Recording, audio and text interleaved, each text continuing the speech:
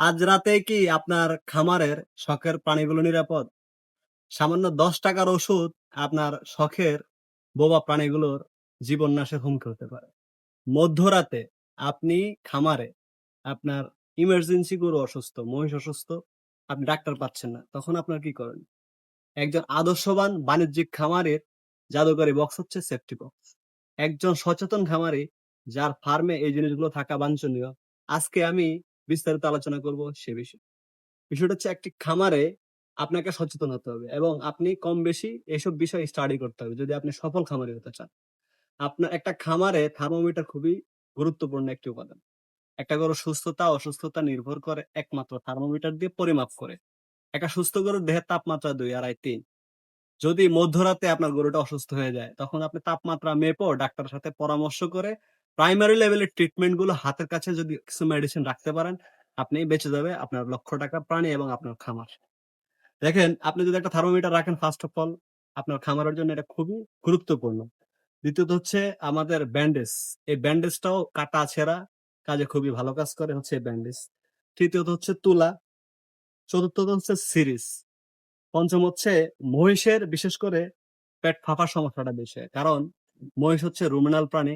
এদের রুমেনে ঘাসটা খুব অ্যাবজর্ব করে ভালো। যখনই আপনি দানাদার খাবার তাদেরকে দিবেন, এই মহিষগুলো সেই দানাদার খাবারগুলো যখন খাবে আস্তে, আস্তে একটা সময় দেখবেন হঠাৎ করে তাদের বেশিরভাগই পেট ফাঁপার সমস্যাটা হয় বেশি। এটা আমার বাস্তব অভিজ্ঞতা থেকে বলা। পাশাপাশি আপনি রাখতে পারেন ভায়োডিন। এটা হচ্ছে জীবাণুনাশক।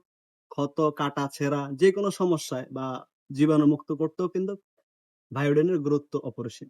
তাই একজন খামারি হিসেবে আপনি সচেতন এবং সফল খামারি হতে হলে প্রাইমারি ট্রিটমেন্ট গুলো আপনার জানা থাকা খুবই জরুরি। আপনি সফল খামারি হতে হলে প্রাইমারি লেভেলের ট্রিটমেন্ট গুলো, প্রাথমিক যে চিকিৎসাগুলো রাত-বিরাতে যখন আপনি দিবেন, এগুলো আপনার জানা থাকা খুবই গুরুত্বপূর্ণ। কারণ গরুর পাতলা পায়খানার জন্য যদি আপনার মহিষের পাতলা পায়খানার জন্য যদি আপনার ডাক্তার নিয়ে আসতে হয়, তখন কিন্তু আপনি সফলতার দ্বারপ্রান্তে পৌঁছাতে পারবেন না।